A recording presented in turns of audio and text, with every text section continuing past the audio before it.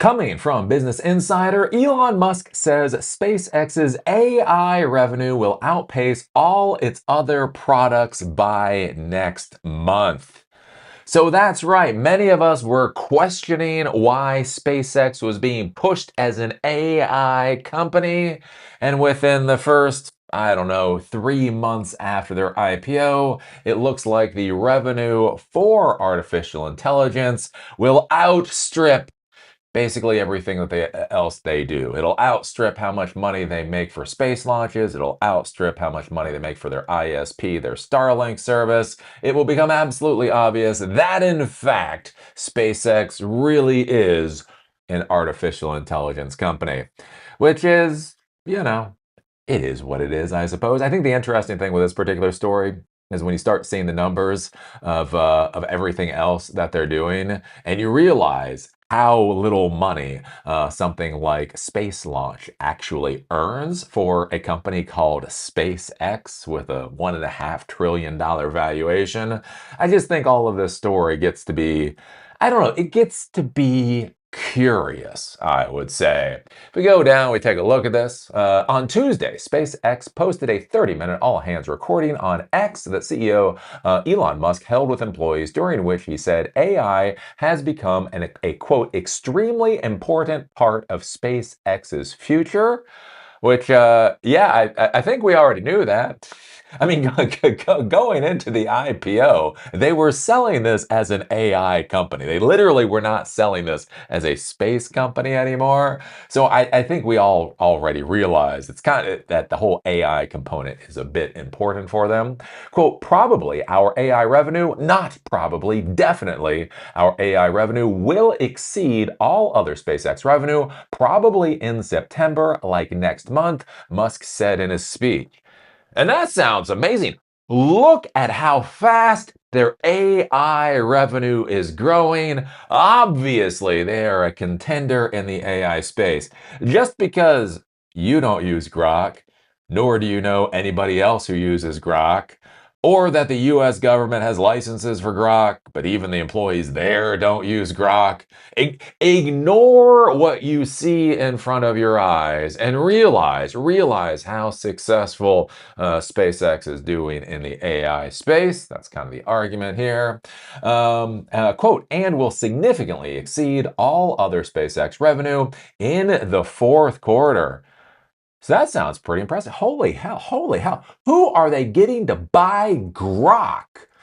Well, the interesting thing is it doesn't look like they're getting anybody to buy Grok. Don't get me wrong, there's this whole new Grok agent service that's coming out. That actually sounds kind of interesting. But the value coming in, the revenue coming in, isn't actually coming in from Grok. If we come down here, what we can see is the company disclosed in its August 4th second quarter earnings report that AI generated $2.56 billion of its $7.81 billion in total quarterly revenue.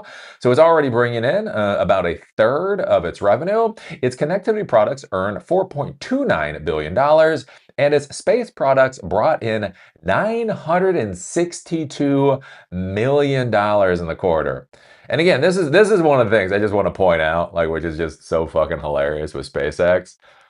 They brought in less than $1 billion in a quarter for a company called SpaceX, right? One of the reasons we are told, we are informed that this is a gazillion-dollar company is because of how valuable space access is. And to be clear, that is very truthy. That sounds true. It should be true. If we lived in a sane world, space access would be incredibly valuable. But we don't live in a sane world. Do you remember GameStop? GameStop for 2025 brought in $3.61 billion, which is, to be clear, less than $4 billion, but not that much less, right? OnlyFans brings in more revenue than SpaceX's launch business does. Literally, 18-year-old boob is more economically valuable to our society than space launch is. And I think that's one of the problems we get into in this world, right? We see things, and we think these things should be valuable. Remember when I was doing a Silicon Dojo? I put my time, my energy, my money into creating hands-on technology education that was crowdfunded. Anybody could just come. It was simply open to anybody who wanted to show up, and they got to learn. And it failed miserably. Fuck me, it failed so goddamn miserable. It was just, oh, it didn't just fail. Like there's failures, and then there's failures that just make you question society. It failed to the point it made me question society. Where on the other hand, I come here every day, I scream into a camera about very stupid crap, and yeah, I'm doing great. This shit is doing fucking what? Holy fuck, this is bringing in money. It's growing. I haven't had a business do this for a little while now. And that's the thing, right? Silicon Dojo is societally valuable and failed miserably. This is just idiotic on so many levels. But it's what you want. It's what you want. You want to see my boob. You want to see my brain nipples. That's just how the world works. And again, I think that's kind of an interesting thing when you look at SpaceX and that whole question of, is it actually as valuable as you think it is? And what's interesting here is, again, we come here, so you see the space products brought in 962 million, not even a billion, not even in an age of trillions of dollars. Space launch didn't actually even bring in a billion. And one of the things, if we go over here, basically what we can take a look at, so Anthropic right now is paying $1.25 billion per month for compute. So Anthropic is literally paying a third more for compute capacity out of Colossus 1 than they earn off of space launch. And then if we go over here, we can see that Google is paying SpaceX about $920 million a month. So again, almost as much as they make off of space launch capacity. And so that is where most of this 2.56 billion is coming from. So 1.25 here, let's say round it out to one there. So that's 2.25 billion. They have another client of their Colossus data center is a startup company renting out something like 60,000 GPUs. So they're getting more money from that too. And then some people do actually pay for Grok. You know, the federal government. The federal government pays for their Grok subscriptions. So that gets them to about 2.56 billion. And so if you're thinking, okay, space products brings in $962 million, obviously AI is well over that at this point in time. If you look at Starlink, it brings in $4.29 billion. So it's already over 50% there. So what it looks like, as far as I can tell, is that they will probably be renting out more and more of their data center capacity to be able to bring in that revenue. Again, you know, you think about it, if each one of these AI customers is bringing in about $1 billion per month, that would get them to the point where AI is making much more than their other products relatively quickly. And the other thing with that too is Elon Musk seems pretty confident with this. So one of the things you have to think about with business, and you have to think about like client acquisition and all that kind of stuff, is that if you're dealing with consumer level people, or we have to sell like a lot of licenses, a lot of subscriptions, you're hopeful. You're hopeful about how many subscriptions you'll actually sell. But until you actually do it, sometimes it can be a little difficult to be too confident on that. Whereas if basically, you know, what it looks like here is if he can get 2 to 3 more contracts, basically what he already has for the AI data center usage, that would get him to the point of the AI components making much more than the other products relatively quickly. And if he knows those sales are basically already in the pipeline, that seems something that he would be pretty confident for. But one of the things I want you to be thinking about here, when you think about, again, I hate to say, it always comes back to the money, but like the valuation of SpaceX and really where SpaceX is going. One of the things I really want you to think about with this, though, you know, is this what you're fucking sold? When you think about SpaceX, when you think about the future, Elon Musk in the future, okay, he's making less than $1 billion a quarter off of space launch capacity, and the AI play is basically to be the AWS of AI, right? That seems to be what the AI play is turning into, is AI data centers, which I mean, it's a fine play. It's a fine play. But to say the AWS for I mean, one of the issues there is there already is an AWS that does AI. And there's an Azure that does AI.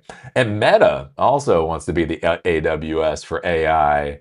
It seems like it's going into a rather crowded space. And again, depending on how the AI bubble actually goes, once everything starts popping, what will the value of his data centers be? What we have been informed, who knows what the truth is, what we've been informed is with all these data center leases, that these are 90-day leases. Well, not really 90-day leases, but within 90 days, either party can basically cancel the lease. There'll be more time for offloading or whatever else. And so one of the things to think about too with this is basically if SpaceX is just turning into an AWS for AI, we already know that they're overbuilding AI capacity by a massive degree, right? Just all of this, like I was talking about this yesterday, is Nvidia is pushing this $500 billion fund to basically turn GPUs into investable assets, kind of like mortgage-backed securities. PTSD moment there, right? So we already know all of this stuff is being well overbet. We have gotten to the point where the financial engineering is becoming more interesting than the actual technical engineering as far as this AI disaster is concerned. And so when the AI bubble goes pop, we're going to have a massive amount of excess AI data center capacity. And if SpaceX's play in the AI space is to simply be the AWS for AI, doesn't that become insanely commoditized basically in the blink of the eye, and the value for that particular service basically goes in the toilet? I mean, is that what you're investing in with SpaceX? Like I say, that's what I don't understand with SpaceX. I've talked about this before with Tesla. Like, I don't agree with the arguments for Tesla, right? The idea that everybody's going to have a robot. I don't believe it. I don't agree with it. The whole thing that cyber cabs are going to take over transportation for the world. I don't believe in it. But again, as I've said before, I do understand the argument, right? There is an argument.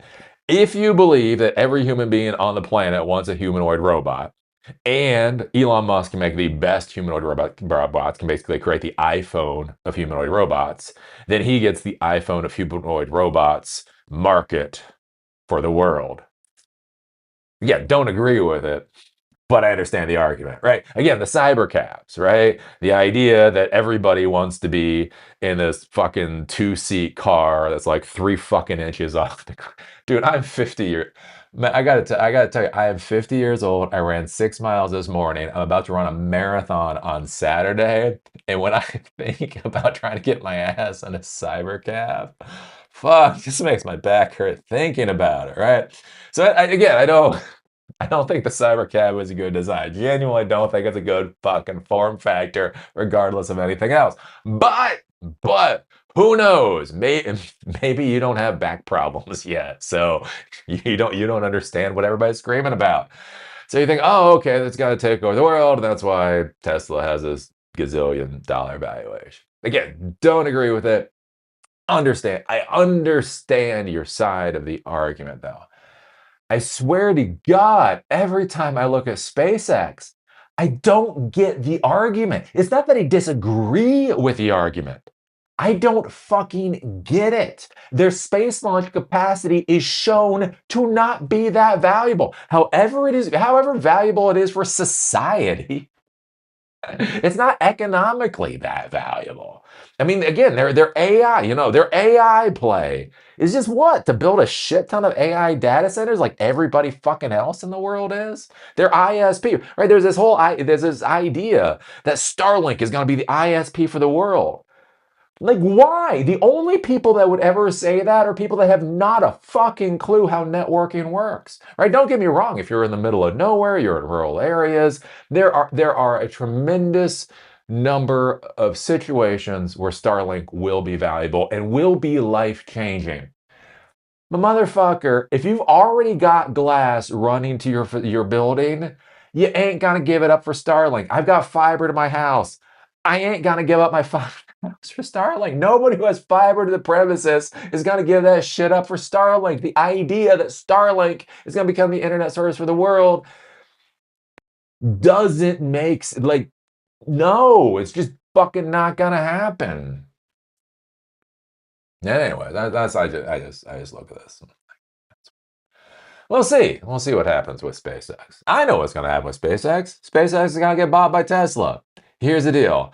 He bought Twitter, failed at Twitter, so he had XAI bought it. XAI was then failing, so he had SpaceX buy it. SpaceX is going to be failing, so he's going to have Tesla buy it, and then it's just going to and then it's just going to be a turd. It's going to be like it's going to be a 2026 turducken. It's going to be 2026.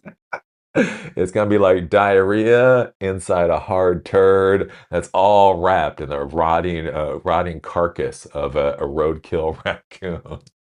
That's gonna be the turducken of 2026. I think that's where SpaceX is going.